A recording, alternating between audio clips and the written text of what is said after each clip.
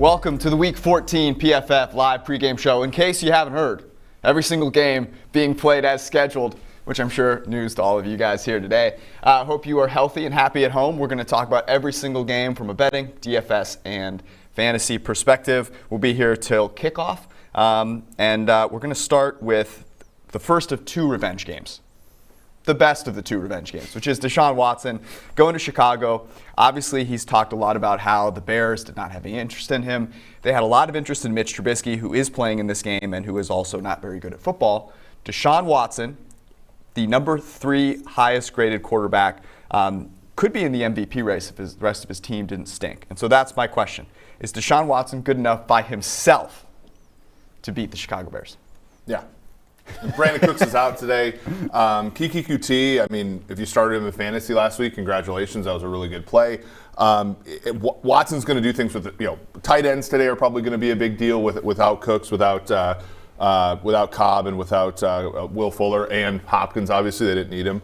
But and David Johnson, who replaced him, is not there either. Exactly. But the Bears didn't need Watson, and I think he's going to come and prove that wrong today.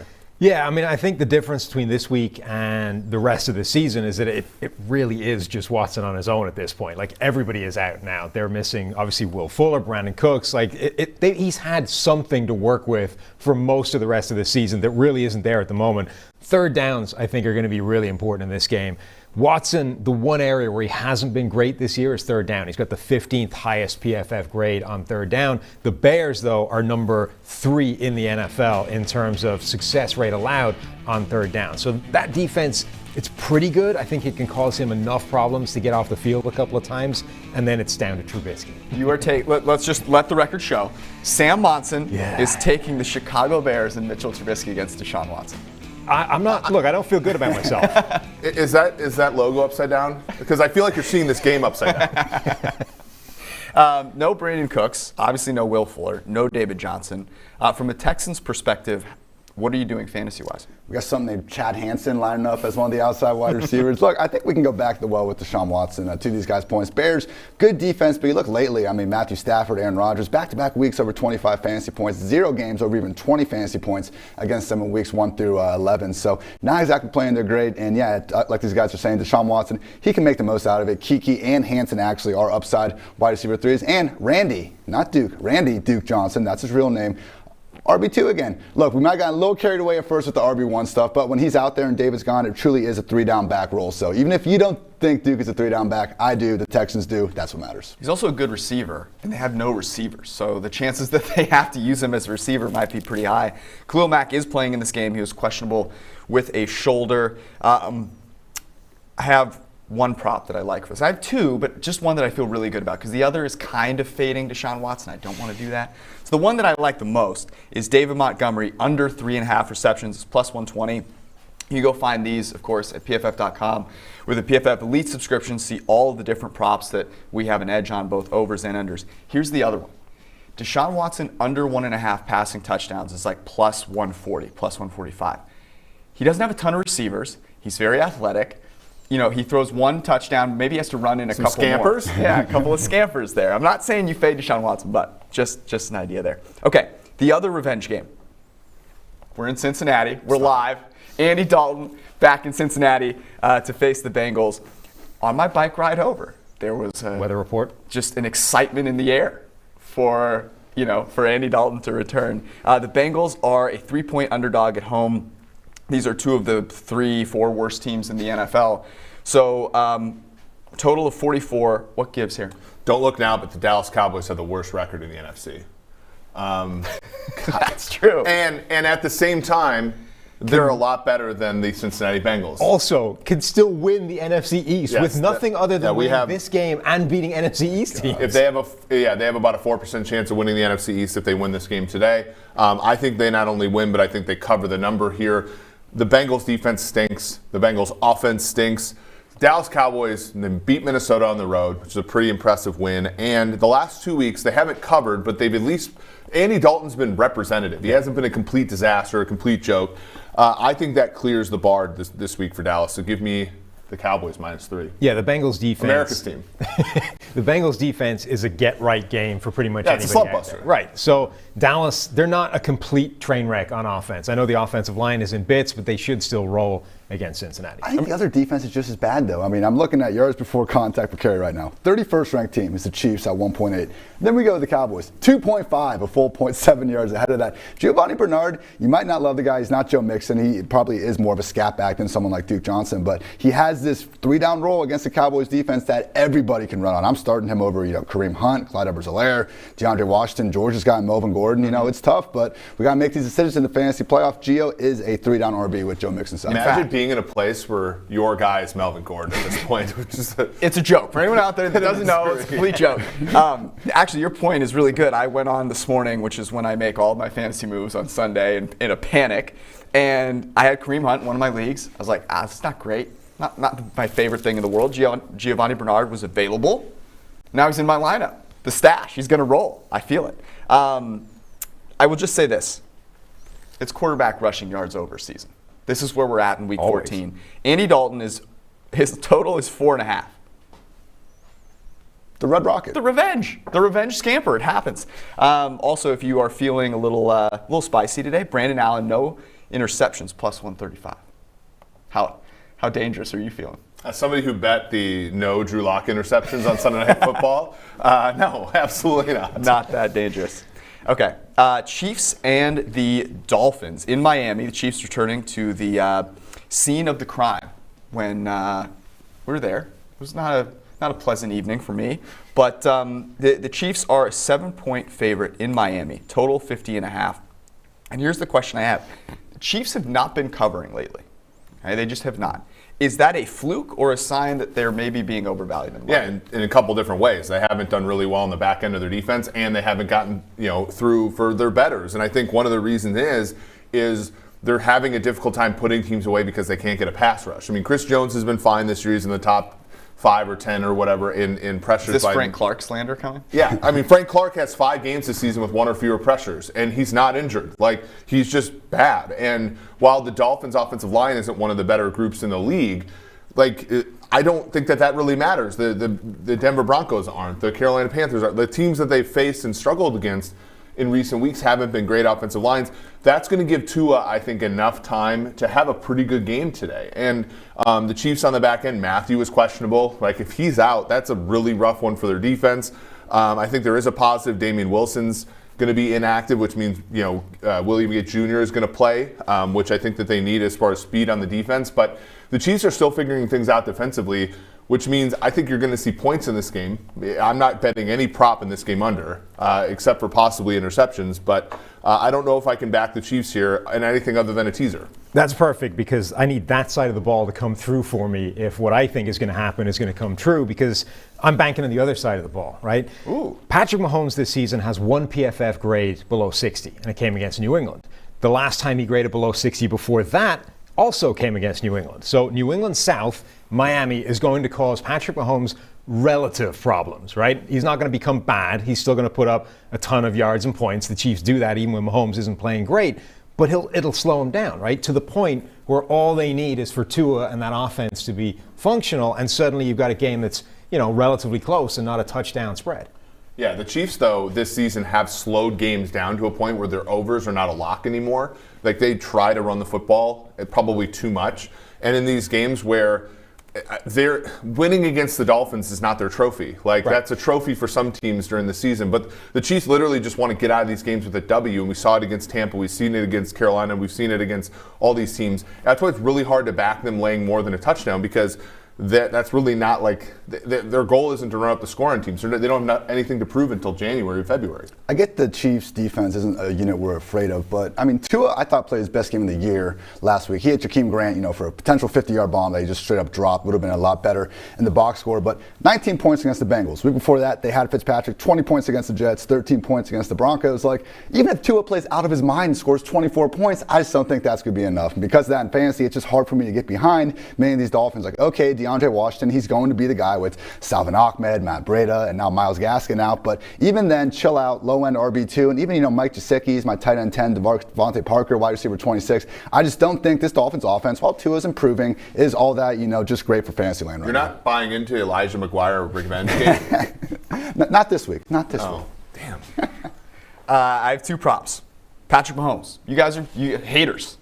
All I've heard is hate about Patrick Mahomes here. Not I. I will not hate on Patrick Mahomes. 2.5 passing touchdowns. The over is plus 120, I believe. Might be able to find it a little bit better. I'm going to go ahead and fade the narrative that this is the defense that has figured him out. I think he will figure out this defense. Tua, over 10.5 rushing yards. He's a little more athletic than people think. It's over quarterback rushing yards season. Make it happen. PFF.com. You can see all of the different props that we like there. Cardinals, Giants. Very simple question. Is any team getting gassed up more than the New York Giants are right now? No, this is a perfect situation where if you're looking at the betting market, you're buying one team at the low, with Arizona, their only win in like the last month and a half has been on a Hail Mary, and you're selling a team at the high, which is the New York Giants, who at 5-7 are garnering Coach of the Year consideration for their head coach, who once famously said that a possession that ends in a kick, including a punt, is a successful one. Like, this is egregious. I'm laying the 2.5 here with the Cardinals. I probably even would lay a flat 3. I just think the Cardinals come back. I mean, the Cardinals have been facing tough teams. They haven't been losing to crap. Like the LA Rams dismantled New England the other night. Like that's who Arizona's losing to. The Giants are beating the Bengals by 2 over here, right? They're not, they played a Seahawks team in their one Seahawks game a year. Like that was the one signature win that they have. Other than that, they're beating teams like the Eagles. They stink. Give me the Cardinals. Yeah, I agree with most of that. I think the Cardinals are definitely not as bad as they've looked. The Giants are probably not as good as they've looked. Their 4-win streak has come against 3 bad teams and the Seahawks, right? It's basically a 1-game winning streak. But I think you do have to be a little bit concerned by Kyler Murray since that shoulder injury, right? He hasn't been the same guy. And in particular, they haven't been using him as a designed runner, which is what elevated the floor to that offense so high. He was averaging like 6 design carries a game. It's half that now. Hasn't had a rushing touchdown in 3 straight weeks.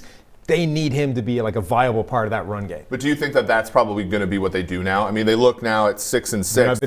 They got to get it going. They're looking at Minnesota. But we said this last week when they played the Rams. Right. Like that was the big game that we were expecting it to happen. To your point, 3 straight games with 5 straight rush attempts. The one good thing that comes from that, not for the Cardinals. Oh, are you telling me what I want to hear? Kenyon Drake season, RB 11, and for my ranking this week, he's RB 14 on the year. I know it didn't start pretty, but when Kyler doesn't run, really 2 things are happening. He's giving the ball to running back, or he's throwing to someone else, and because of that, Drake has been the primary beneficiary. 4 rushing touchdowns over the past 3 weeks. He had 4 touchdowns in weeks 1 through 10, 12 targets over the past 3 weeks, only 11 targets in weeks 1 through 10. I know it hasn't always been great with Kenyon Drake this year, but we can finally trust him in the fantasy playoffs. George, you should be a happy man. Look, I'm praying. I need Kenyon Drake. I'm just suffering. I have Kyler Murray. I need Kenyon Drake to figure it out. What is so interesting to me about this game is the New York Giants went and beat the Seahawks, and everyone is having seizures all over the country because the Giants are back, right? Okay. They did it with Colt McCoy. Like, we haven't actually seen Daniel Jones play football in a little while. The last time we saw him was that fateful game against Cincinnati when all of a sudden he gets injured, and Colt McCoy comes in and their offense looks terrible. He's coming back from an injury. I don't understand why we're so excited about a Giants team that really won a game because the Seahawks had a mental collapse in that game. Everyone is talking about their 3rd down defense as if this is some like remarkable, unstoppable 85 Bears. And that's the point that you just made. It's not predictive. It's just not. So betting on that seems like a very iffy thing to do. It's just a 2.5 point spread. I love the Cardinals here. We would have maybe made it our lock of the week if this had been available on Wednesday. The funny thing though is it opened at 2.5. It was off the board for a while. Then they got the Jones news, and it basically is still 2.5. It's really interesting how people have viewed this game in the betting market. There was some appetite to buy back the Giants, and then smart people were like, fuck this. Like, we're going to Arizona. The Giants got flexed into Sunday Night Football. They're playing the Browns. They got flexed into Sunday Night Football. Like, two-story franchise. The rules of Sunday Night Football are basically like, thou shalt not have the Browns on TV. Yeah. And they made it onto TV on Sunday night because of the Giants. Like, that is a Giants play. We even have reports saying that Daniel Jones might be spelled by Colt McCoy. For who the hell knows why, but he's not 100%. Well, but hamstring injuries are one of those things. Like, Jones, this is maybe a bad thing to say about him, but Jones without his mobility is what? Not great. Because he's already got terrible pocket presence. His mobility is a legit plus. Yeah, he's a fumble machine in the pocket. Even with the mobility he has, if he can't take off and gain 50 yards on the ground today, what are they on offense? Last week, so I'm not even counting the game he missed, purely looking at fantasy points from passing production. Guys like Burrow, Wentz, Lamar Jackson, Gardner Minshew all had more production through the air than Daniel Jones. You take away his legs, it's like a poor man's version of Kyler. If Daniel Jones doesn't have his legs either, he is not a viable fantasy guy. Rest in peace, Gardner. Well, and the Cardinals are starting to figure some things out defensively. Last week they ran into a buzzsaw, but things like Isaiah Simmons is playing better. Like, their secondary isn't a bus fire. Like, they'll be fine today. And the issue is people don't understand basically, like, strength of opponent. The strength of opponent for Arizona has been a very tough NFC West. The strength of opponent for the Giants has been non-existent. Yeah, you can go see strength of schedule on PFF.com. All our team ratings and strength of schedules for how they've played and who they are playing going forward is available on PFF.com. We are about an hour and 13 minutes to kick off. We're going to be back with the 3 stacks that Ben Brown, guy that cashed in a little bit last week in college DFS, likes this week. So stick around. We'll be right back. Mike Brenner here, lead draft analyst for Pro Football Focus, taking you through the biggest breakout players of the year during the 2020 season. At number 3, we have Corey Davis, the Tennessee Titans wide receiver, former top 5 pick, much aligned as it stands right now, the second highest graded wide receiver in the entire NFL. Over 800 yards through only 10 games that he's played in so far. He has been exceptional, outproducing A.J. Brown when both of those guys are on the field. At number 2, it's a former UDFA, the Rams, one of the best defenses in the NFL. This guy's been a big reason why. Darius Williams, 82.4 coverage grade on the season, 4 picks, 9 pass breakups, and a completion percentage allowed of only 46.6. Pretty ridiculous there across from Jalen Ramsey. And at number 1, the biggest breakouts, the guy here in Cincinnati, Jesse Bates, the safety, looked good as a rookie, not as much in his second season. Now in year 3, he looks like the best safety in the NFL. Grade-wise, at least, he is far and away the best safety in the NFL. 91.3 overall grade, highest graded safety, 10 pass breakups already on the year. That's a ridiculous amount for a safety. You can find all those numbers with the PFF Elite subscription. Go get it. Now back to the PFF Week 14 pregame show.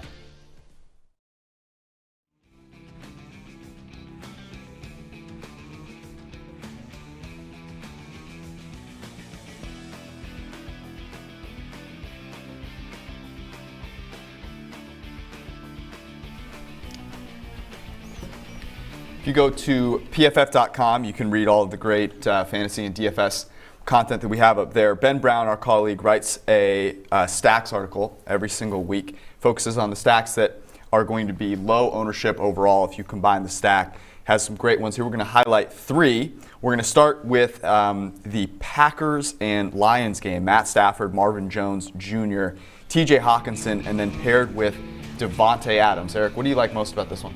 Well, the Packers' passing game is concentrated on one guy, and that one guy's playing in a dome.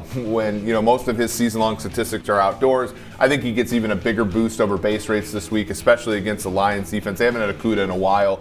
They're garbage on the back end. They can't get a ton of pressure, especially against a team like the Packers. And then what's going to happen is, Matthew Stafford is a gutsy quarterback. He's going to get behind by a few touchdowns, and he's going to come back and throw the ball around, much like he did last week against Chicago. And who are the recipients? Hawkinson was great last week at times, and Marvin Jones is a touchdown freak, especially in the NFC North. So this is a great one. Adams is sort of you have to play Adams because of the situation, in my opinion. And then these 3 lines, I think, are the way to go. Coming off of a bye, Tom Brady, Bruce Arians, not able to go on the golf trip that they wanted. To be seen whether they could figure out their offense.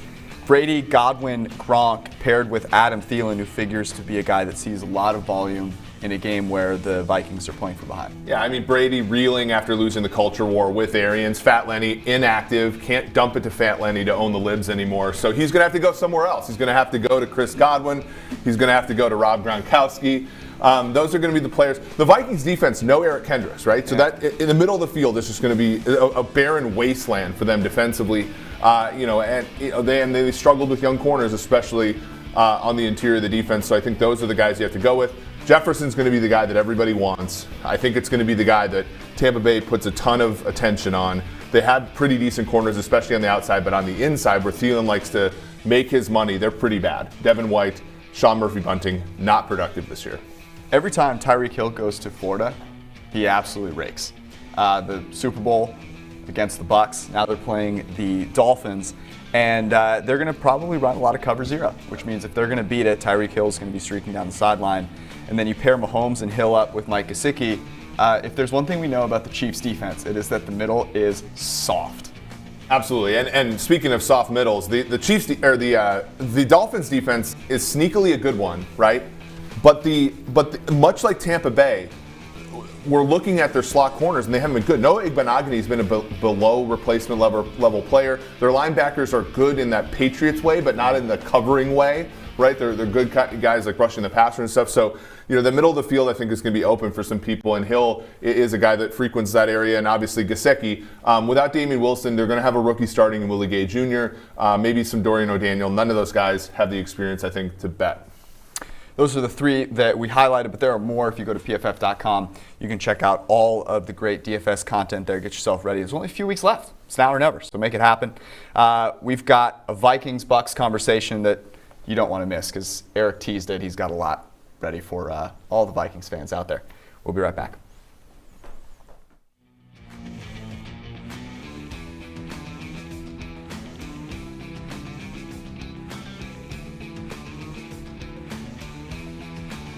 The PFF Live pregame show will be back in just a second. While we're waiting, I'm going to help you with your start-sit questions by going over the consensus ranks for quarterbacks. Of course, with the PFF Edge subscription at pff.com, you get all of our fantasy rankings. That includes the individual rankings amongst our 4 rankers. You get strength of schedule for each matchup and rest of season, including projections, the whole deal. Go to pff.com, get a PFF Edge subscription.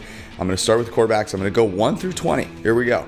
Aaron Rodgers, Pat Mahomes, Russell Wilson, Ryan Tannehill, and Lamar Jackson are the top 5. Then at 6, we have Justin Herbert. At 7, Taysom Hill, followed by Josh Allen, Deshaun Watson, and Tom Brady at 10. Then Kyler Murray, Big Ben, Matt Ryan, Matt Stafford, Derek Carr at 15. At 16, we have Phillip Rivers. 17, Cam Newton. 18, Jared Goff. Then Kirk Cousins, Tua, and Mitch Trubisky is a bonus at number 21. Go to pff.com, see all of the rankings for yourself, plus a bunch more with a PFF Edge subscription. And now, back to the PFF pregame show.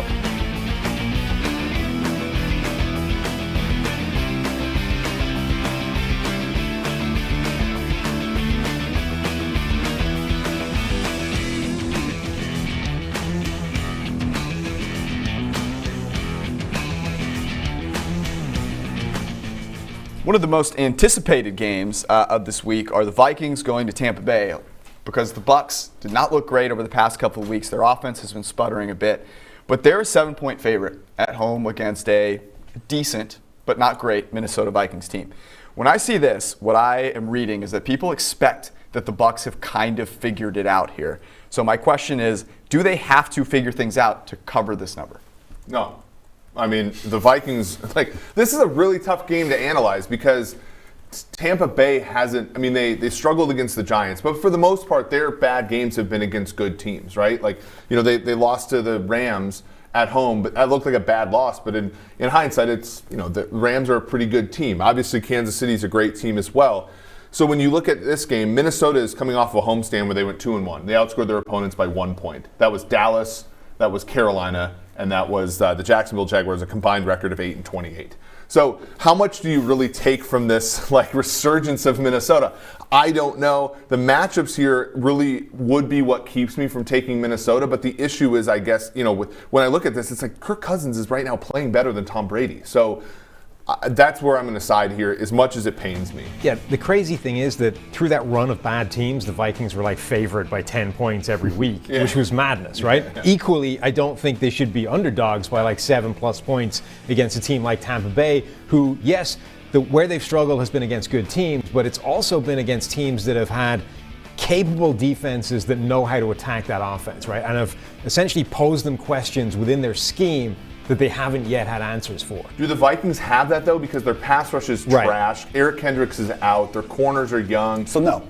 Yeah, so that's what I was going to say. But I think they're capable of showing them enough to cause Tom Brady problems, right? And slow down his process and give them something that they don't have an answer to in the way that the Saints did, right? Before the Saints got really good on defense, they first of all caused Tampa Bay problems that they just didn't have a schematic answer to. And Zimmer always has that game plan in his arsenal. Sometimes it doesn't come out, but to your point, Ian, I think the answer is probably no, especially from a fantasy perspective. I do wonder if we could actually see the Vikings, because look, they always want to give the ball to Dalvin Cook as many times as possible. But Same. Tampa, it's like the Saints, the Buccaneers, and the Jets have been by far the best three defenses in just yards per carry allowed. The Saints do it with only 33% snaps, 7 or more defenders in the box. The Jets and Buccaneers are selling out to stop the run, and because of that, they don't keep guys in the back end. We saw what Tyreek Hill and company can do. I don't know, guys. I mean, if they can protect Kirk Cousins, we can see Jefferson and Thielen go absolutely off. I know that was one of the stacks you were talking about, but it might just play into their hands with how much they want to take away Dalvin Cook, as weird as that sounds.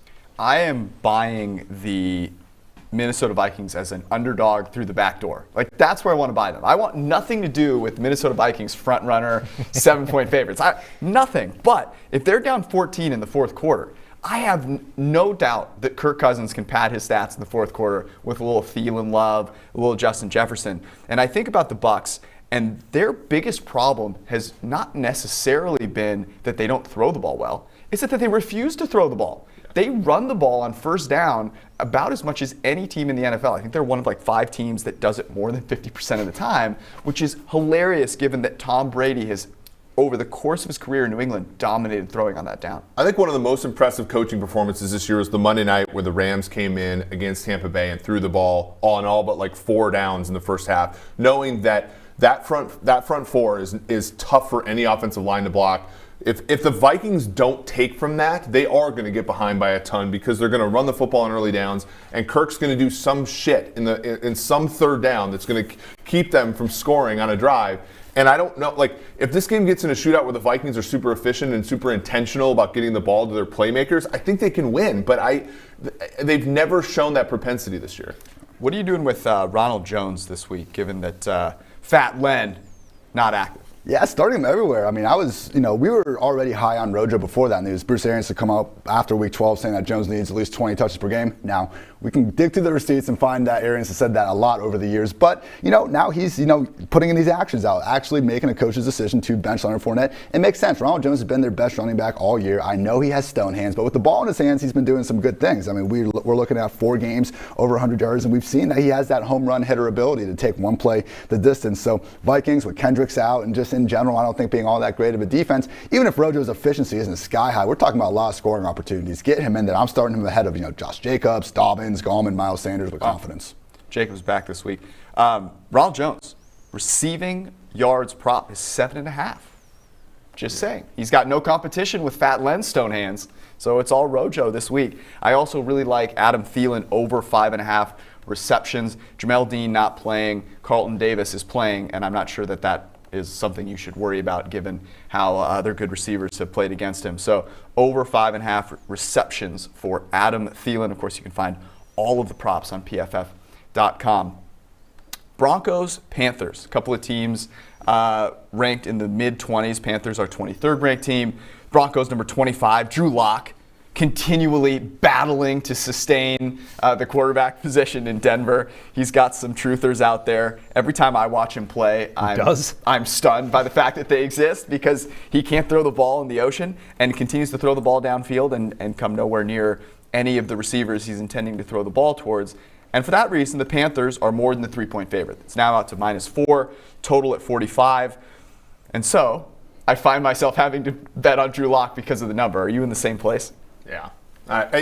Look, no DJ Moore. That's a big deal. Yeah. The Broncos are not a fully good defense, but they're a good enough defense, I think, to shut down 1 or 2 receivers. Bridgewater has also had games like this, right? They were at home against Chicago, a team that's extremely flawed, like Trubisky quarterback like Drew Lock, and they struggled offensively, and so I think that's going to be the case here. I think Lock will keep both teams in this game, and hence, if I'm getting more than a field goal, I'm going to take the underdog.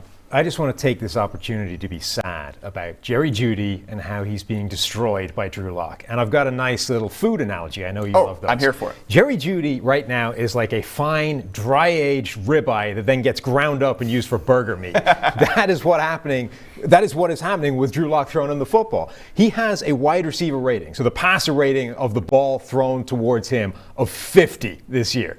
And he's wide open on pretty much every snap. Drew Lock is just murdering the production of Jerry Jeudy. And it makes me sad. There's only one receiver this year who has seen a lower rate of catchable passes on his targets than Jerry Jeudy. I mean, to your point, his route running is amazing. He's always freaking open. Your analogy needs to go a step further, though. Oh, yeah? Okay? Because I've had many a really good burger. And then overcooked? With ribeye. Yes.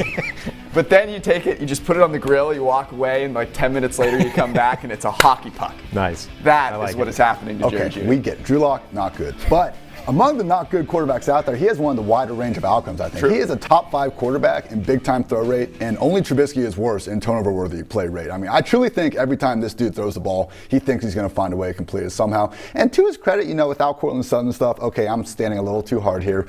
But I do think we have not seen, potentially just the best of Drew Lock. He flashes it a little bit. Maybe it comes together a little more in this one. Probably not. I get it. But I don't know. I don't feel good about giving the Panthers too much respect here.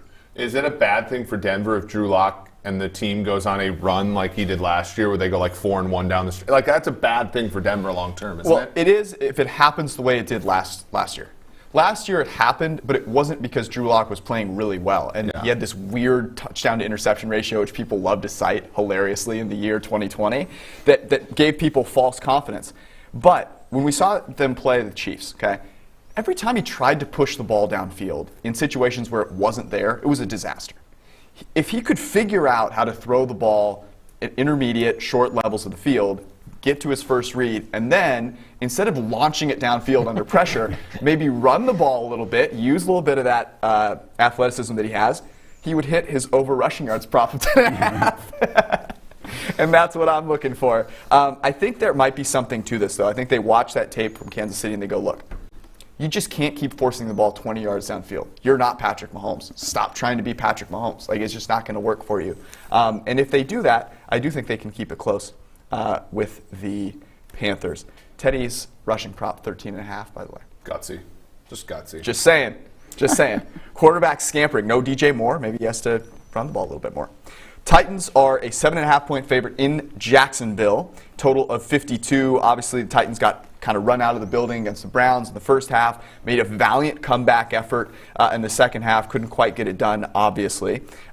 We've got A.J. Brown and Corey Davis absolutely torching opponents. You would figure that continues here. But the Jaguars have been kind of spunky. So I'm struggling with this one. I think I'm going to lean Tennessee because you're getting a little bit of value. Probably should be closer to a 9.5, 10-point spread. Yeah, the only way I like Tennessee is with the teaser here. I think that they do come out of this with a win. I don't think that they can come out of it covering the spread with any sort of certainty. The reason being is they just don't, we tweet out these graphics with Corey Davis, A.J. Brown are leading the league in yards per route run, and the Titans are like, well, let's keep that denominator low, guys. What is their issue? And they lost the game the other day. The Browns and the Titans are Spider-Man meme. The Browns come out and throw the football, and the Titans are like, let's give the ball to the guy with the log in the back of his head. I don't.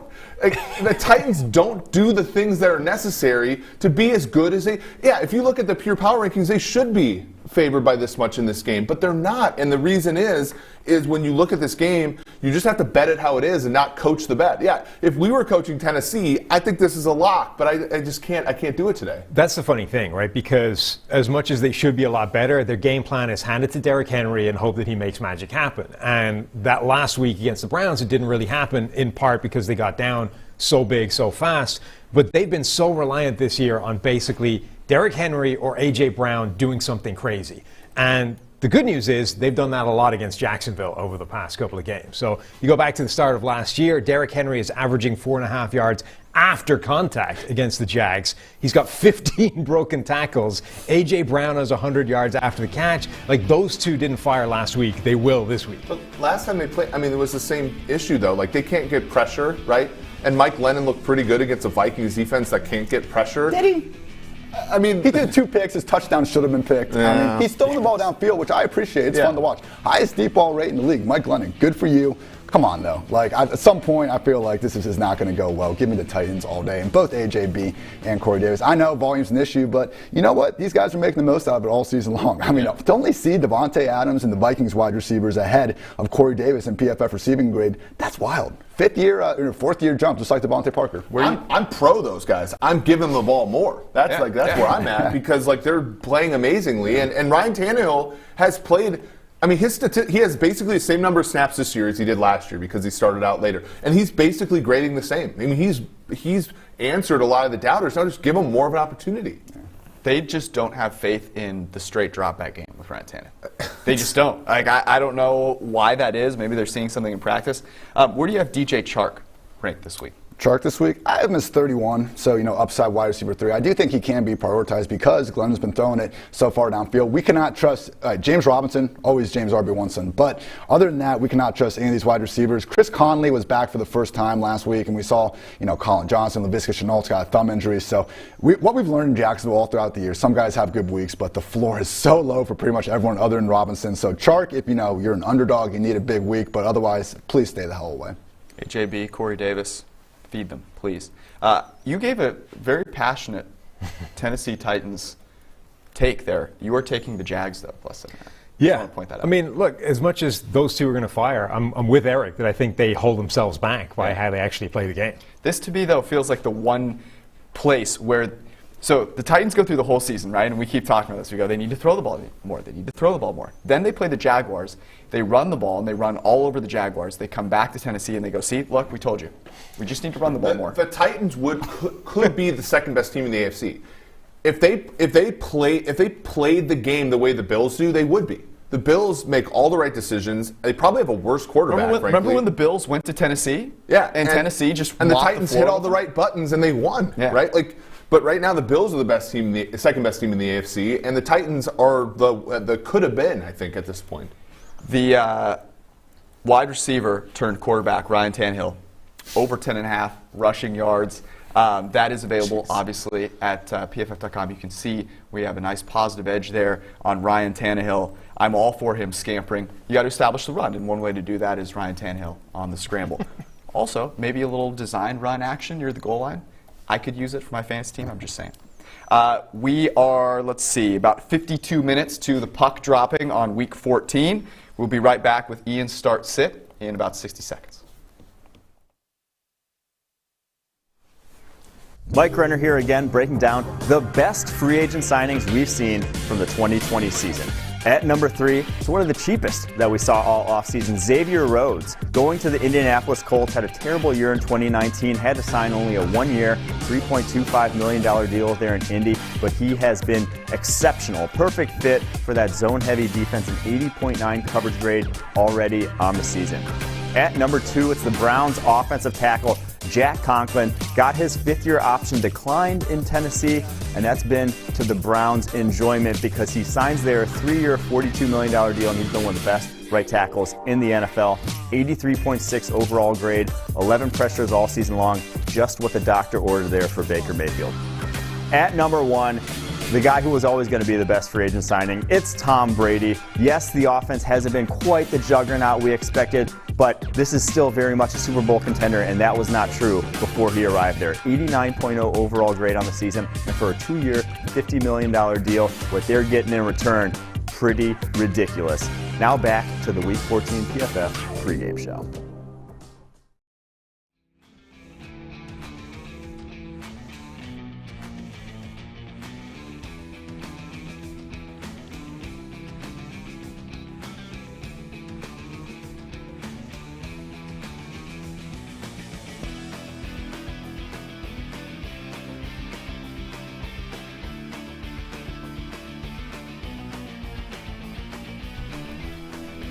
Who to start and who to sit. Ian's going to take us through it, and he's going to break my spirit once again by telling me that all the players on my fantasy team are sit-worthy. We'll start with the quarterbacks. I left Melvin off for you this week, Thank but you. starting at quarterback, Taysom Hill, look, I don't know if he can throw the ball. It really doesn't matter, though, in fantasy. When we have a quarterback that runs as much as he does, literally, over these past 3 starts, only Derrick Henry, Nick Chubb, and Antonio Gibson have more fantasy points from rushing production than Taysom Hill. So, hey, he might not keep throwing the ball well at all. Doesn't really matter in fantasy land. Keep going back to the well. On the other side of the coin, Kyler Murray, he's not running the ball, and when you take that away from him, 14th ranked quarterback just in fantasy points from purely passing production this year. So, it's like taking away mini Thor's mini hammer with Kyler Murray. When he does not run the ball, not the same fantasy asset. The short jokes also will not stand. Love them.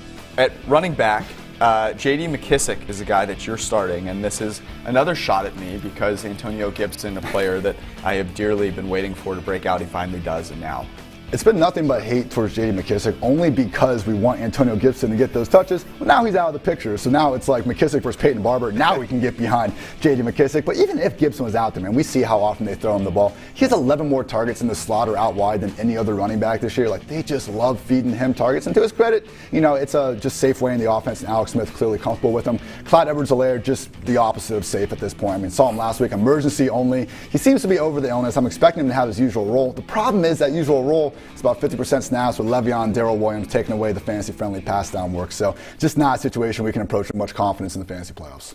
Looking at the pass catchers, we talked about Corey Davis.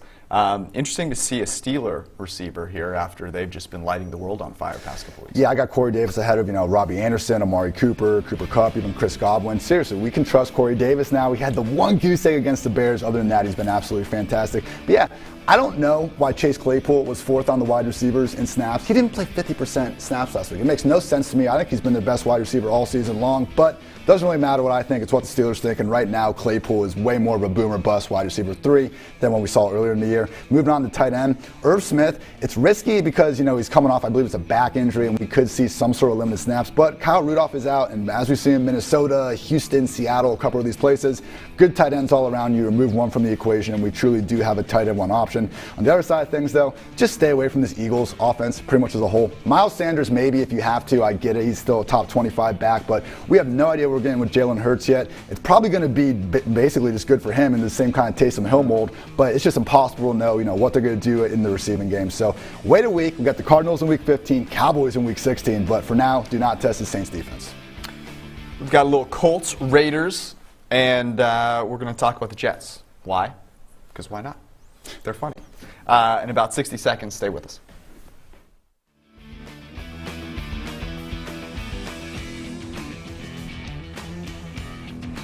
The PFF live pregame show from Week 14 will be right back. But while we're waiting, we're going to go over the consensus rankings for wide receivers, help you make some start-sit decisions. Of course, these are all available at PFF.com with a PFF Edge subscription. I'm going to read you the consensus rankings, but if you get that sub, you can look at all the individual rankings, strength of schedule, projections, and a bunch more. But here we go. I'm going to start at wide receiver 15, and I'm going to go all the way maybe to 35. So here it is. At 15, Robbie Anderson. 16, Robert Woods, already played.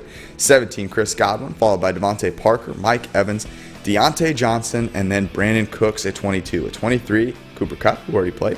24 is Corey Davis, then Brandon Ayuk, Antonio Brown, Marvin Jones Jr., DJ Chark, Jarvis Landry, and Curtis Samuels, number 30. 31 is T.Y. Hilton, followed by C.D. Lamb, Juju at 33. 34 is Deebo Samuel, and Marquise Hollywood Brown is 35. And a bonus for you, Chase Claypool is 36, but there's one person that has him in the top 30. You can get all of these rankings plus a bunch more with the PFF Edge subscription at PFF.com. And now, back to the Week 14 live PFF pregame show.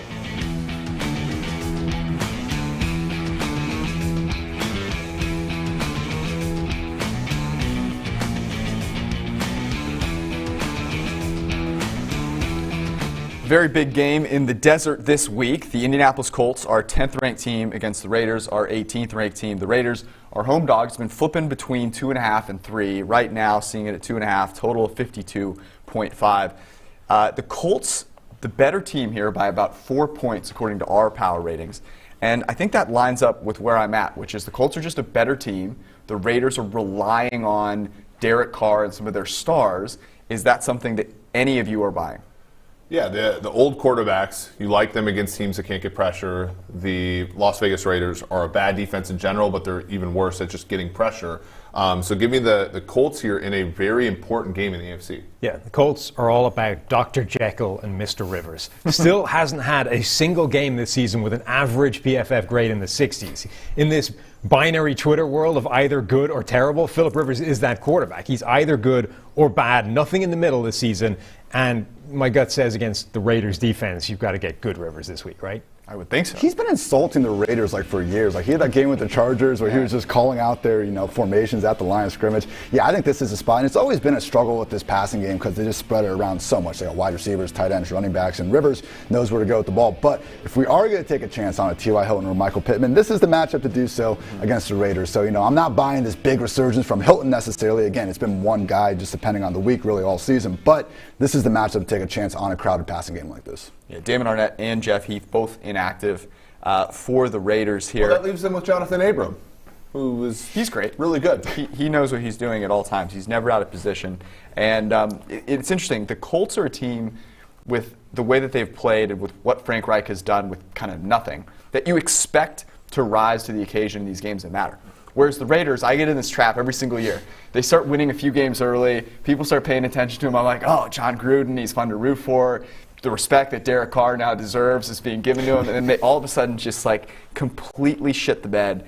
And this feels like a spot where that kind of gets cemented in, despite the fact that they've had kind of a nice season. Yeah, the loser of this game is an underdog to make the playoffs in the AFC. The winner is a favorite, and it's a drastic amount here. So this is going to be humongous. And I think when you look at this, it's just, again, it's different classes of teams. The John Gruden, I think, does a good job relative to our expectations of him. Frank Reich does a good job relative to the rest of the league. Reminder, the Las Vegas Raiders needed Greg Williams to call a zero blitz at the last Their losses game. Went from Chiefs to win the game to Falcons to almost the Jets. But Steve tells me it was a good call. Yeah, that's right. Steve Palazzolo said it was a good call. You can hit him up at PFF_Steve on Twitter. Look, if Lamar Jackson was as tall as Steve, maybe he would have knocked the ball down. True. Who knows? True. That's maybe what Steve was thinking.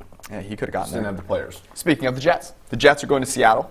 They are playing the Seahawks. I don't know if you guys know this, but the Seahawks at home against teams from New York have not won a game yet. So if you like trends, that's one for you. However, the Seahawks are now a 15-point favorite. So apparently, market not really buying into that really great trend. Total of 48 here. At 15, I have to take 0-2. They're 0-1 against the Giants, 0-1 against the Bills. Too. Oh. So are they going to get the trifecta against New York teams? No, but here's the thing.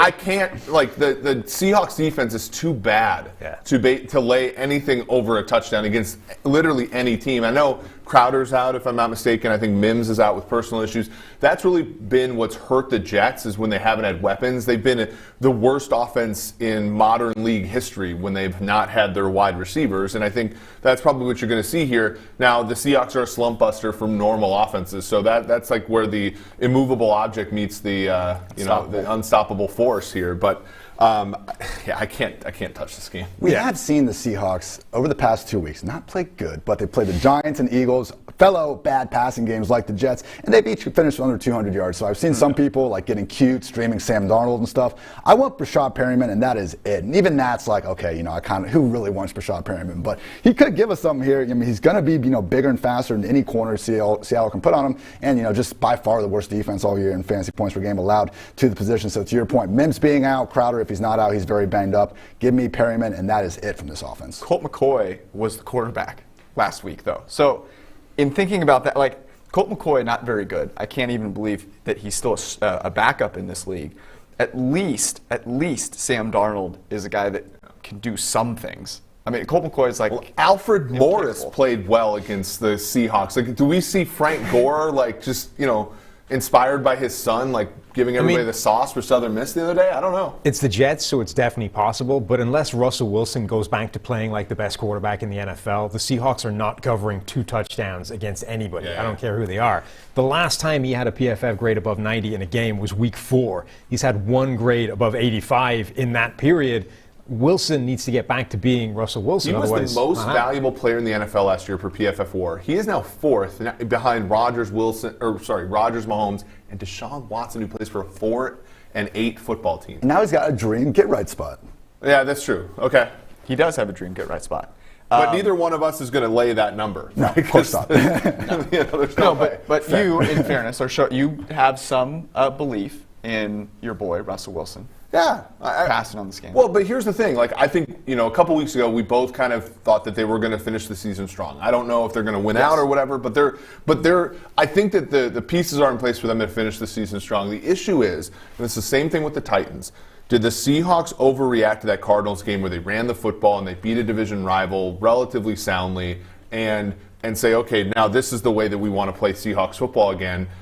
If they do that, they're going to have a tough time. They're not going to win the division. They're not going to do much in the playoffs. Like, they have to go back to letting Russ cook. And I know that that's a cliche, but it's got to be the way. Yeah, they've been getting tempted by the various way games have gone into going back to the way they used to play. God, that'd be so sad. I had so much faith. It's awful. And they're getting Rashad Penny back next week. It's all coming together. We've got Austin, San Diego State alum over there, continuing to stand for Rashad Penny. Last week, we talked about Taysom Hill. Okay, talked about Taysom Hill, not a very good thrower of the football, but the price was right. Plus like 160 to plus 200 on over 1.5 passing touchdowns. And this week, Sam Darnold. Over 1.5 passing touchdowns, about plus 160. You might even be able to find it better at your book. He's not very good. The Jets are not very good. But it's 1.5 passing touchdowns to a team that's going to be down by a ton. So, enjoy. You're on board with me? Yeah, I mean... Plus price? I mean, come on. Yeah, I don't know who it's thrown to. It could be I think Brandon Shell catches one of them or something. You'd like to see that? All right. Packers-Lions. This is technically in Detroit, so a home game for Aaron Rodgers. The Packers are 7.5-point favorites. 55 is the total. Difference between these two teams, according to our PFF ELO power rating, is about 10.5 points. So I have a feeling that no one here is going to be riding with the Detroit Lions. I personally think this is a great spot for points. Brandon Shell plays for the Seahawks, by the way. So. No. None of us were going to call you out. He could still throw a touchdown to Brandon Shell. Yeah, exactly. That's really what we're going for. Look, this game, we talked about this from a fantasy perspective. I think Devontae Adams just eats. I don't think that there's a number that you can give me that I'd bet under for Adams today. Well, the number is 7.5. Receptions? I mean, and want to know what's something beautiful about this? Christmas is in 15 days? Yeah. This may as well be Christmas Eve. Adams, over 7.5 receptions is plus money. It's plus 120. Here's the thing I don't like about this game. Green Bay, we left them out of our discussion of who's the team that could beat Kansas City. They don't even cross our minds in many ways because their schedule has been easy. Their offense is sort of one-dimensional in a lot of ways, although they did have the play.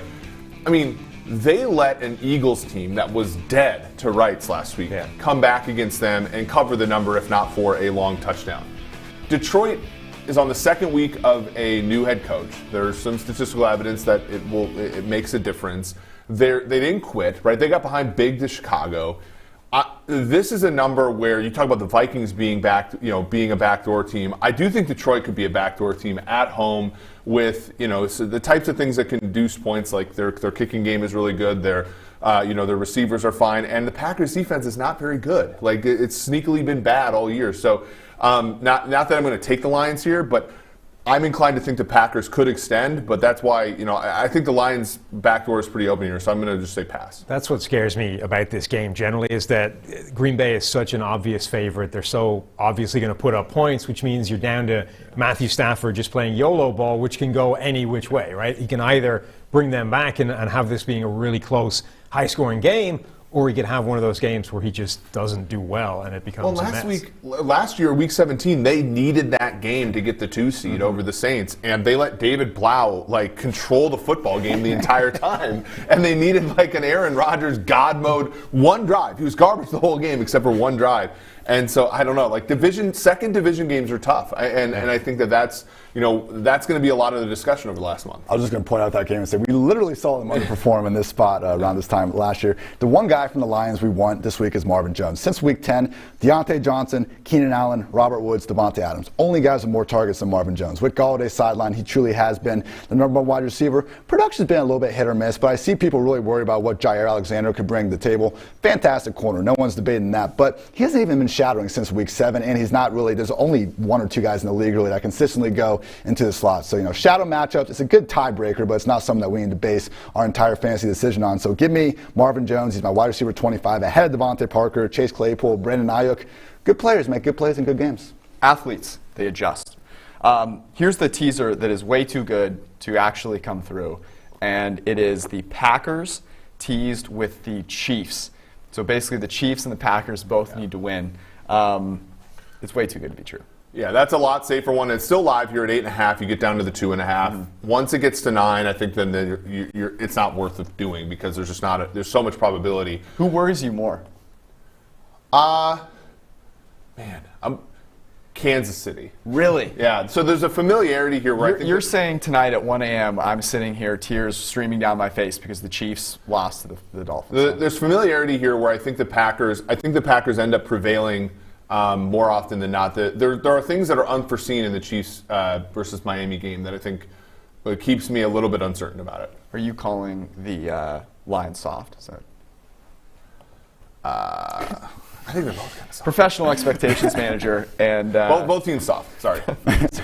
Soft cancels. All right, we are 34 minutes from kickoff of Week 14. We're going to talk to Ian Hartitz about the upside plays for your DFS lineups this week. We're traveling to Florida, so hang tight. We'll be right back. We did the best free agent signings a little bit ago. Now we're going to kick it to the worst ones. You don't want to be on this list. The worst free agent signing so far through 2020. At number 3, it's Las Vegas Raiders. Linebacker Corey Littleton had a breakout year in 2019 for the Rams, a 79.0 overall grade. That has not been the case this year for the Raiders. 39.5 overall grade, one of the lowest grade linebackers in the entire NFL. For 3 years, $35 million. They're not getting their return on investment there. At number 2, it's the Chicago Bears. Wanted to add a pass rusher across from Khalil Mack. They dole out a 5-year, $70 million deal to Robert Quinn, and the 30-year-old has disappointed. No chance he plays out the end of that contract there. Now a 63.7 pass rushing grade. He has been not even an upgrade over Leonard Floyd, who they let walk and is outperforming him with the Rams right now. On to number 1. It's kind of a combined one here. The Cincinnati Bengals finally dipped their toes in the free agent waters, and it's come back to bite them. Injuries here obviously playing a big role, but DJ Reader, only 259 snaps, only had 4 pressures on those before he gets hurt in his 4-year, $53 million deal. And then Trey Wayne's pec injury, hasn't even played it down, won't play it down all year. 3-year, $42 million deal. If you had an elite subscription, which you can go get at PFF.com, probably wouldn't have signed that deal in the first place. There you have it, the worst free agent signings of 2020. Back to the PFF NFL Week 14 pregame show.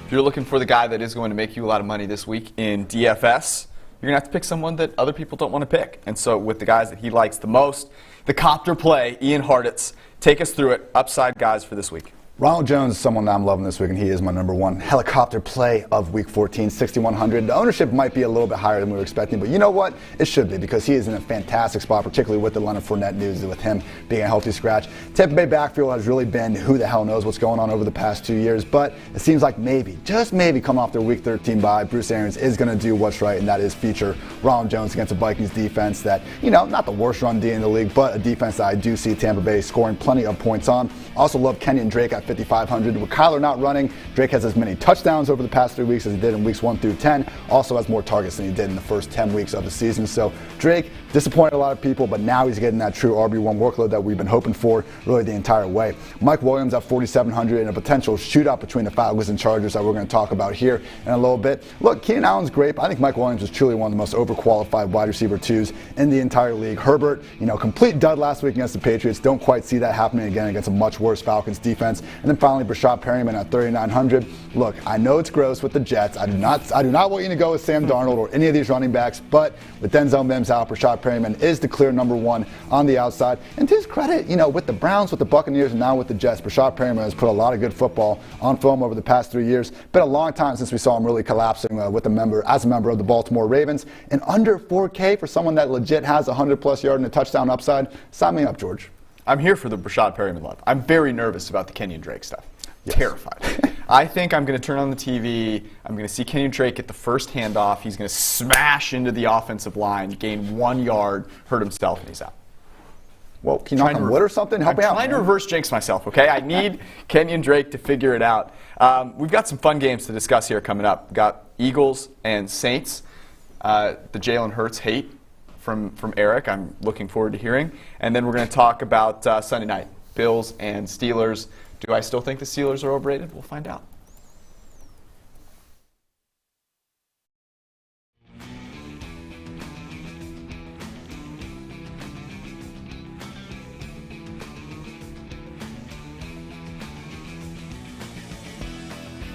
The PFF live pregame show will be back in just a second. We're going to go over the consensus rankings for running backs, help you make some start-sit decisions in this all-important Week 14. I'm going over the consensus rankings. Those are available at PFF.com with the PFF Edge subscription. Of course, you also get the individual rankings among our 4 rankers. You get strength of schedule, projections, a bunch of other tools, and useful information to help you win this all-important Week 14 matchup. I'm going to start at running back 10, I'm going to go through running back 30. Here we go. At 10, Ronald Jones, followed by Nick Chubb, Kenyon Drake, Jonathan Taylor, Giovanni Bernard, and at 15, Wayne Gallman.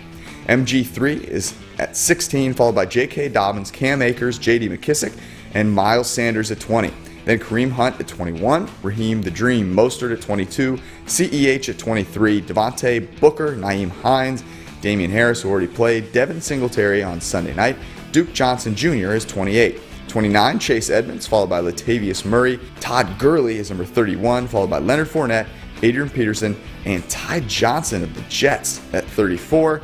And at number 35, Jamal Williams of the Green Bay Packers. Of course, go to PFF.com, get a PFF Edge subscription, dive into all the rankings for yourself to make sure that you don't make the wrong choice for Week 14. And now back to the PFF Live pregame show.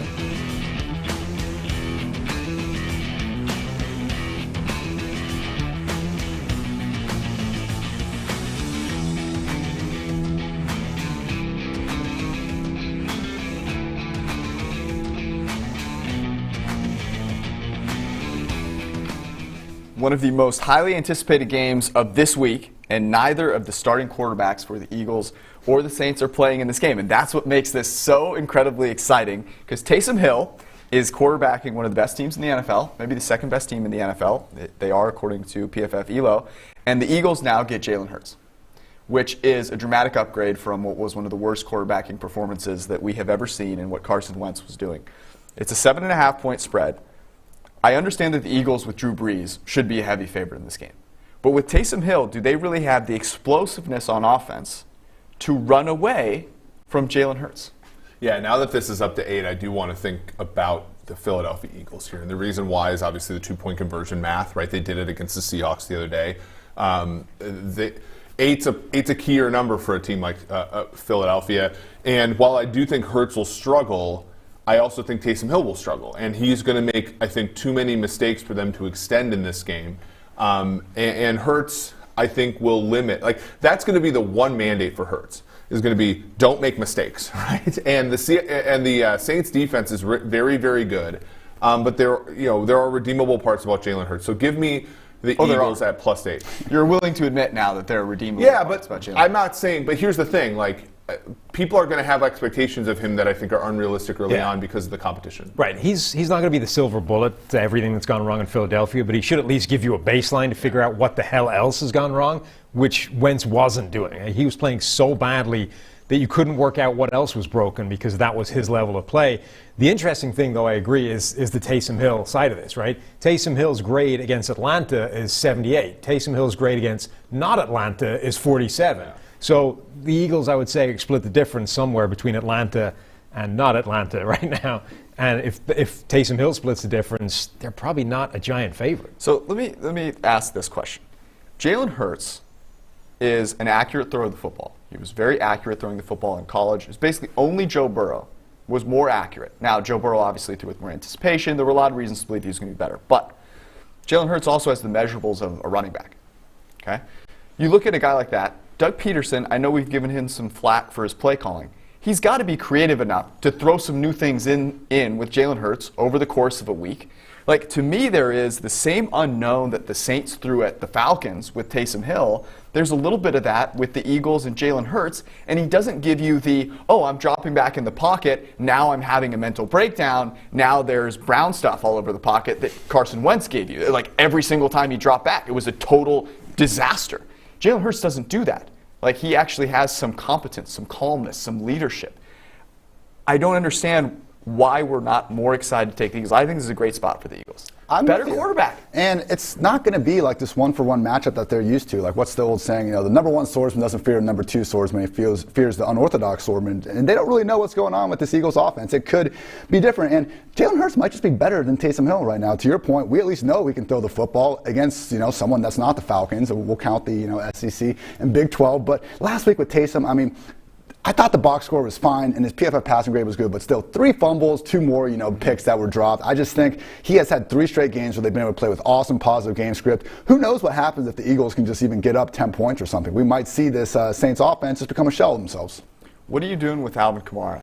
I don't even want to ask where he's ranked. He's up there still. As we saw last week, I mean, look, he's good enough to make the most out of his, you know, 10 to 15 combined carries and targets. But just like Kyler Murray without his rushing is no longer, you know, the outright number one quarterback, neither is Alvin Kamara in the running back room. So right now, he's my RB9. I have him, you know, behind Chris Carson, David Montgomery. That feels so wrong to say out loud, but it's the world we're living in right now, and he's not getting the freaking targets. And in fantasy football, look, fantasy football is supposed to represent, you know, real life football the best we can, but getting a full point per reception in my mind is not what we want. But we got to play the game, you know, as the rules lie. And unfortunately, Kamara is no longer getting the cheat code fantasy usage he was in the past. I don't see an issue with having Kamara next to a guy who's an ensemble of Ezekiel Elliott, Barry Sanders, Walter Payton, and Adrian Peterson. Yeah, he's really making Walter Payton watches, you know, from above, just thinking, "Wow, what an honor to be to watch Cordero Patterson." Yeah, followed out the ball for the Bears. Thank you. Oh man, sweetness incarnate. That's what Dave Montgomery is. Okay, both these quarterbacks. We talked about this last week. Both these quarterbacks, passing touchdown props, huge plus money. Jalen Hurts over 1.5 is plus 165. You can probably get it up to plus 200 somewhere. Taysom Hill, once again, about plus 150. You have to take one of those two guys. Which guy has a better shot of going 2 or more passing touchdowns? Hill. Really? Think so? The New Orleans Your defense. hatred. No, the New Orleans defense right now, I'm not saying anything broad about who's going to win the Super Bowl, but at this very moment in time, there aren't any defenses playing better than the Saints right now. And so, and there's the other thing about Philadelphia where, like, there's the Miles Sanders, like, want to invest in him, all that kind of nonsense. Like, the Taysom Hill thing there, the reason the bet was good last week is because there is some incentive to sort of build up his numbers so that, you know, Sean Payton can sort of go in and say, look, I'm not starting a quarterback next year with 0 career touchdown passes, right? So, like, I do think that there's some you know, incentive for him to get Taysom some, like, statistics. Give me Jalen Hurts. Jalen Hurts over 1.5 passing touchdowns, plus 165. Jalen, I have faith in you. Eric hates you. It's okay. I love you. Jalen, let's get it. Falcons, Chargers. This is the Falcons even tweeted this out. This is the Spider-Man meme. These are the same team, and that's why at home the Chargers are a 1.5 point favorite. Total is 49. I think it accurately represents these two teams. They could score a lot of points. They could not score a lot of points. The Falcons could be up by 10 and lose by 10. The Chargers could be up by 10 and lose by 10. It's just that's how these teams work. Is there anything in this game where one team has a decisive edge that makes you want to bet that side? Yes. Younghoe Koo revenge game.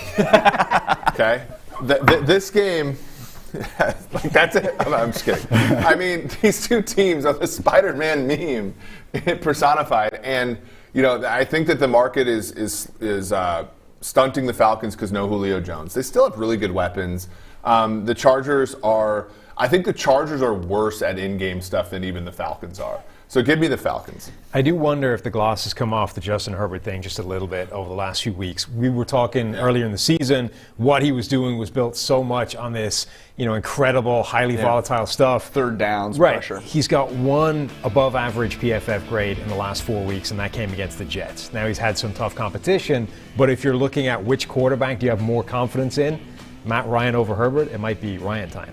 I think that's fair. He's had bad splits without Julio Jones, but of course, you take away one of the best wide receivers in the league, it's not going to be the same. Chargers have allowed at least 27 points in every single game since week 4. I know, the Patriots were scoring special teams and stuff, but either way. With that said, Herbert, not always playing great real-life football, but last week was the first game all year that he didn't have either 300 passing yards or at least 3 total touchdowns. So everyone on the Chargers, Keenan, Mike, Eckler, Herbert, fired them up. And on the Falcons side of the ball, again, I think they'll be able to move the ball. Christian Blake is someone that is only... Who? Christian Blake. What? Real person. Hoomst. $3,000 on DraftKings. If you really want a flyer, I think KJ Hamler is reasonable enough too. But we got Zacchaeus on IR, no Julio. They're going to put up points. Maybe, just maybe, Christian Blake could give you something. Julio Jones, just when I need him most, inactive, of course. My fantasy team splits without Julio Jones, also terrible. Who is Julio? Here's I think a hot take. Oh. In fantasy football, Julio Jones is the Kirk Cousins of wide receivers in fantasy football. Oh, ouch. Wow. Here's why. Julio's amazing. No doubt about it. Kirk's a very good fantasy quarterback as well. Both kind of shit the bed at times like this, don't they? And now I'm sad. Kirk's on the field, though. Julio's just I'm hurt. just sad. Yeah, but it doesn't. Julio From doesn't fantasy deserve perspective, it that. actually doesn't matter. Yeah, It's fair. that's true. 0-0. Yeah, 0-0. No. Plus, the thing about Julio Jones is he's tantalizing and frustrating. He is tantalizing. Right, because he goes out there between the 20s and just eats people alive. Yeah. You get to the red zone and you're like, okay. Yeah, people are please. like, he leads PFF. Throw Julio the ball, and it's like Ryan drops back, he looks right, he looks left, throws it up. Olumide Zacchaeus in the back of the end zone. Wide open. Yeah. We talk about how he's led in yards per route run for years. Well, part of that is because he's Willis Reed on run plays. They just take him out, and so now they play action fake and they throw it, and it's Ridley or it's Zacchaeus or it's Austin Hooper back in the day. Do you think there's any chance in the next 3 years we see an AJ Green drop off? Because Julio, he's still amazing. Yeah. He's still top 5, top 6 in yards per run, but he hasn't been the same monster he was. Here's why I say no. So when those two were coming out, AJ Green was the Randy Moss comp, and Moss fell off a cliff when his athleticism went away, and that's what we've seen for Green. Julio is Terrell Owens, Terrell Owens playing for the Buffalo Bills and the Bengals over here was still productive at the end there. So I think Julio will retire before he sucks. Okay. He's also just such a much better athlete. Yeah, but AJ Green was when he was at the top of his game, he was a Randy Moss-like athlete, I think. No. Well, ask Bruce. Crazy Bruce talk, played sir. with him. Bruce said that. Randy Moss-esque athlete. Where should Julio go? Should he stay with the Falcons or go somewhere else? I mean, I don't think anybody will value Green him Bay? as much as the Falcons. Green Bay? do. But from a money perspective, I don't think any team's going to pay him as much as the Falcons will. Yeah. On the open market, he's a discount, right? Yeah. Jets. So, Adam Gase. He should go 1 year for Adam Gase so he can have the bounce back away from Gase. Yeah. As everybody else is. Him and Chris Herndon. A couple of props that I like here. Justin Herbert, we spoke about him. Rushing prop, 11.5 rushing yards is where he needs to get to. He's going to get over that. And then we talked about Keenan Allen. This one's minus 130, 7 receptions. But have you looked at the Falcons recently? They don't really cover anybody. And Justin Herbert throws to Keenan Allen, Keenan Allen, Keenan Allen, Keenan Allen, and Keenan Allen. That's what he does. So even though I don't like the minus price, that is a prop that we show value on at PFF.com on the props tool. All right, the Washington football team traveling to Arizona to play at home against the San Francisco 49ers, who play their home games in Santa Clara. It all makes perfect sense. The Niners are a 3-point favorite in Arizona, total 43.5. I'm actually taking the over here because I don't think Kyle Shanahan has another bad game, and Alex Smith revenge game. I mean, last week against Buffalo, both teams got stopped on 4th down inside the 5-yard line in the first quarter of the game, and the game went over. That tells you, I think, a little bit about San Francisco's defense, tells you a little bit about San Francisco's offense. That being said, I think the football team is the side here. Alex Smith has done exactly what we wanted Dwayne Haskins to do, which was just to take care of the ball, right? Like 20% of Haskins' plays were negatively graded. Smith is at 9 right now, which is the second lowest in the league. Obviously, his 12% positive grade or positively graded play rate is the lowest. But that's the Washington football team, I think, is built to play defense, keep the game close, and lean on teams. And they have enough talent. I mean, Sims had a great game the other day. McLaurin's obviously really good. They're going to be without Gibson today, but in some ways that might make them a little bit more aggressive throwing the football in early downs. Logan Thomas has been fine. So I think they're the better team here, and I think you're getting the better team taking some points here. I think they also match up pretty well against this offense. We talked before about how the 49ers offense is like this unique system that doesn't really challenge your coverage but picks up yards after the catch, right? They're as good as anybody at getting yards after the catch. The Washington defense is 4th in the NFL in terms of yards per catch per play. Like, they don't give up a lot after the catch. They're good at coming up and stopping you where you catch the ball, which is where the Rams struggle the most, right? They're really good on the back end covering you, but as soon as the 49ers just dumped it off in front of them, they couldn't tackle anybody, so it didn't matter. Debo literally has more yards after the catch than actual receiving yards this year. It's wild the way they're using him, but it's effective when you got Kyle Shanahan designing it. So Debo, Ayuk, to your point, McKissick, Logan Thompson, McLaurin. There's actually a quiet, good amount of fantasy guys here. I do agree that I was shocked to see the 49ers were even favored in this at the beginning of the week. I think there's a lot of respect being given to Kyle Shanahan, which I think is deserved. I just don't know if coaching, especially, I think our coaching metrics for Washington are a little bit, they should be, I think, more disjointed by the first half of the year when their coach was literally dealing with cancer to the second half of the season where you've seen them get a ton out of not that much. And to Sam's point, on defense, they're not brilliant at corner, but they're very good on the interior with some of the players that they have, and that's really how the Niners don't beat you with traditional offense. They beat you when you're sloppy, and I don't think the Washington football team is talented, but I don't think they're sloppy either on defense. They also had total disarray in the quarterback room, right? Dwayne Haskins not exactly. And Alex Smith isn't great, but he's at least steady. He's stable, right? Exactly. All right, Sunday night, best game of the day. It is the Steelers and the Bills. The Bills are a 2.5-point favorite. Total is 48.5. I will say nothing. I'll let you guys start. Are the Bills being overvalued here as favorites against what just a couple weeks ago undefeated Pittsburgh Steelers? No. Here's the thing. Buffalo, when you watch the Buffalo Bills games, and it's 2nd and 10, and you watch the other 31 teams in the league, including Kansas City, including some of the really good teams, there's always that little worry that they're going to run the ball on 2nd and long. When Josh Allen drops back and it looks like he's going to hand off, I know it's a play fake. Why? The Bills do everything that you're supposed to do. They go for the right 4th downs. They run pass splits are really good. They throw the ball to valuable places like their wide receivers. And then on defense, they're getting a little bit better every single week. They're becoming a defense in the NFL, which the first half of the year they were an atrocity. Every other team, you can't say that about in a consistent way that you can with the Bills. So I'm always going to take a team like that, especially laying less than a field goal at home when I'm betting. I think that this line is an overreaction in both different directions, right? I think we're coming off this game where Buffalo looked fantastic. Josh Allen looked amazing.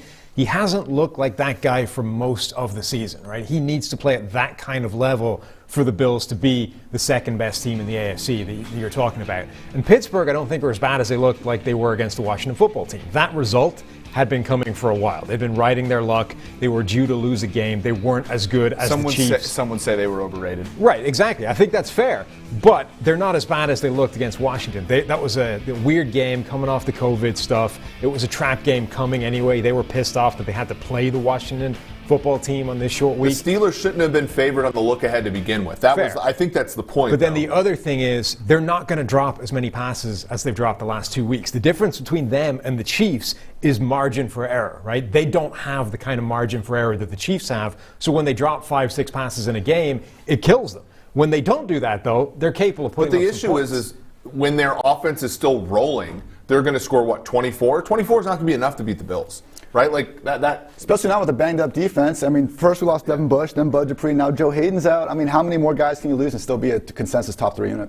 Are you sitting anybody anywhere on the Bills side of the ball? You don't have to play Singletary or Moss because the way Josh Allen plays quarterback, it just does not help his running backs at all. He's the most likely guy to score inside the 10-yard line, and he doesn't waste his time checking down. He's got balls thrown downfield and stuff, so it's why we love him, but, it's just not all that good for the running game. But, yeah, I mean, look, Stephon Diggs, Cole Beasley, Josh Allen, you're firing up all these guys with all loads of confidence. You make a great point about the defense for the Steelers, right? Like, the defense is a weak link system, right? So you lose Bush a bunch of weeks ago, you lose Dupree, you lose corners, and that makes it just incrementally harder to win. And the Bills, the Bills are the second best team in the AFC. They have Chiefs upside on offense. Now the downside is the downside can be bad, right?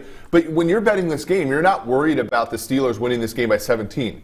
Right, that happens a ton, but it doesn't happen enough to make it a bad bet for you. But you are worried about Josh Allen having the kind of game he had against Arizona, right? Where he rescued it at the end with that what should have been a game-winning pass to Diggs, but he'd been trying to throw that ball away all game. You know what I mean? Like if he has that kind of game, they're not the second best team. But he's good enough. Like you watch that game against the Niners, and I bet the second half +3.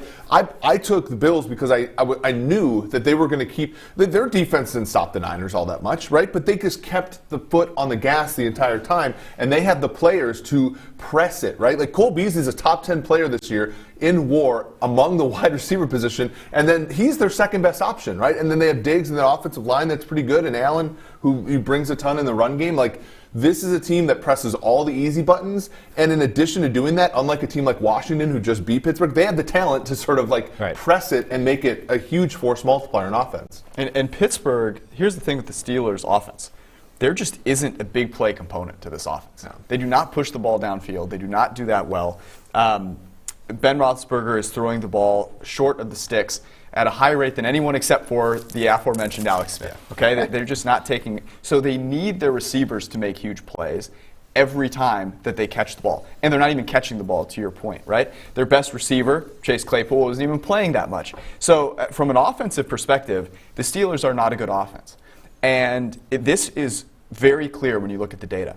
On first and second downs, they are the 6th worst team in the NFL in average yards per play. The other 5, you can guess them. It's basically the NFC East and the Jets. It is an absolute atrocity. And then the Steelers.